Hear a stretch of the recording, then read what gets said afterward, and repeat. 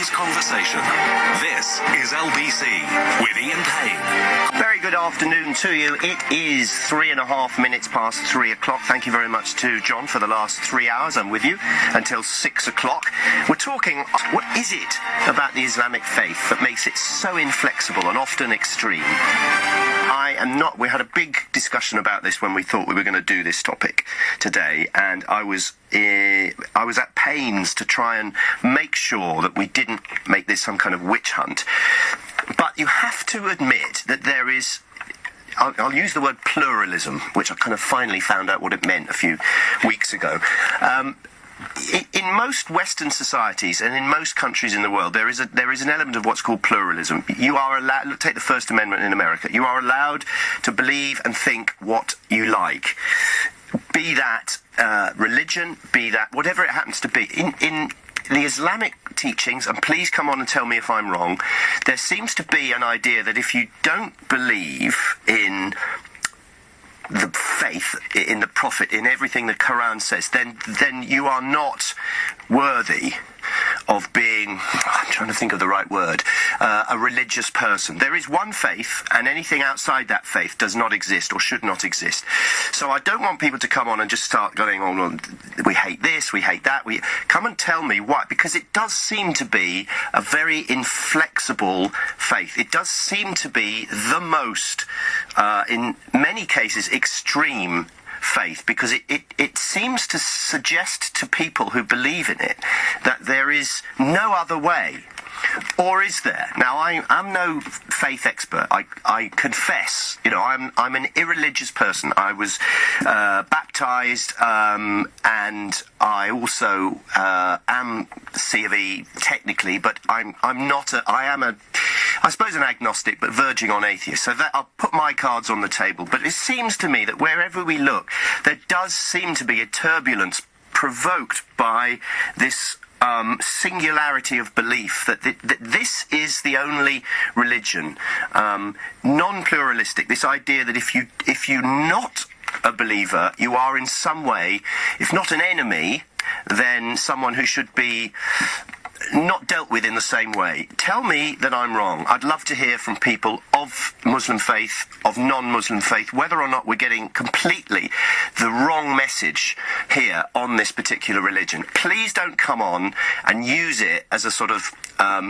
effigy burning example of what can happen on a talk radio station. I really am interested to know whether or not there is an inflexibility about the Muslim faith that no other faith seems to parade. Is Islam a more extreme faith than others, and does it provoke more extreme and ideological actions in some people? You have to ask this question now, because it is happening more and more. 0345, look, the switchboard has just lit up already. I won't give out the number again, because already there are so many people who want to speak to me. Abdullah al Andalusi is a co-founder of the Muslim Debate Initiative. What do you think about that suggestion that the faith of Islam is more extreme and is more dogmatic and inflexible than others? Is that fair comment?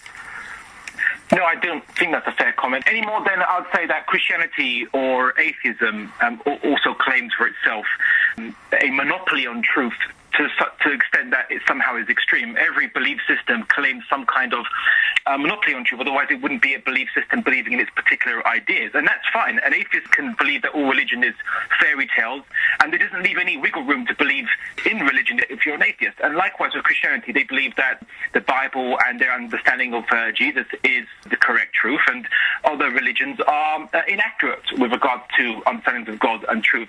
And that doesn't make you extreme at all whatsoever. Right. So would you agree that there does seem to be, within some people of the faith, an interpretation of the Quran or an interpretation of the religion that if you are not of the Muslim faith, you are a disbeliever, you are not a proper and correct person? Why do some people within that faith believe that? Well, not exactly. The theology on this is a little more nuanced than that. Okay. Someone might call themselves a Muslim, but on the Day of Judgment, God will know that they're insincere. And someone might not call themselves a Muslim, and having not known the truth, and on the Day of Judgment be viewed as sincere. So it doesn't really... just because one calls oneself a label doesn't necessarily mean that one is saved in the hereafter or not. And the point is not to do with non-Muslims or Muslims. This issue's got nothing to do with that. This issue is to do with current day politics. Islam, there is no interpretation of Islam that justifies terrorism. Even Osama bin Laden admitted this. He claimed that he was basically imitating the West in responding to the West as he views the West is doing to the Muslim world. And he cited America's examples of Nagasaki, Hiroshima, of Winston Churchill's quote-unquote strategic bombing of civilians, including using firebombs to burn 20,000 women and children, German women and children, to death. Osama bin Laden cites these examples as his model that he will imitate, and he admits in an Al Jazeera interview that this does go against Islam, but as he says, quote-unquote, the rules aren't set in stone. So Osama bin Laden isn't actually a fundamentalist. He's more of a modernist, and it's something that religious Muslims reject, and reject his reasoning. What would, and again, I'm trying not to sort of modernize it, but because it is an ancient scroll, but what would the Quran say about a Muslim wishing Christians happy Easter? The Prophet Muhammad being an example for Muslims, he showed respect and courtesy to non-Muslims, Jews and Christians.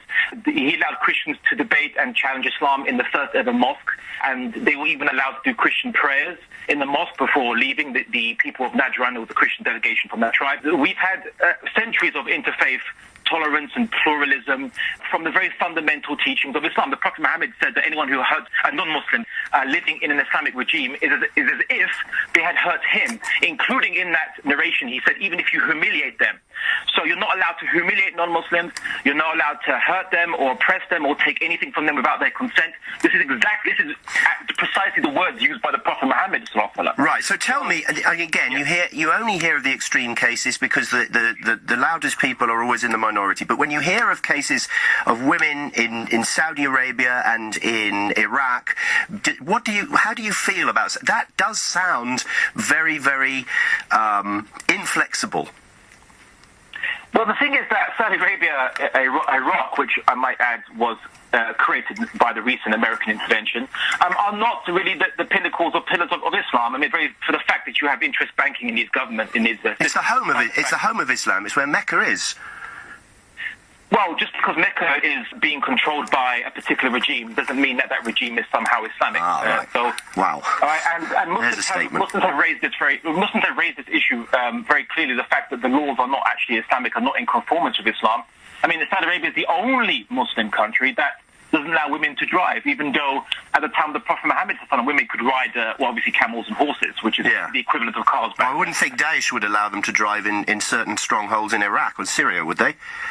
Well, the secular Baathists who created Daesh and are form the HQ of Daesh, they're just a bunch of cynical individuals who are just using the facade of religion to continue their power after the fall of Saddam Hussein, as was shown by the Spiegel magazine newspaper, and many other newspapers have shown that they're not actually religiously committed individuals, the central authority of Daesh. Abdullah, I could speak to you for hours, but unfortunately I've got a full switchboard and everyone wants to have their say. So thank you very much for coming on. I'm sure we'll speak to you again. That was Abdullah al Andalusi, who's a co-founder of the Muslim Debate Initiative.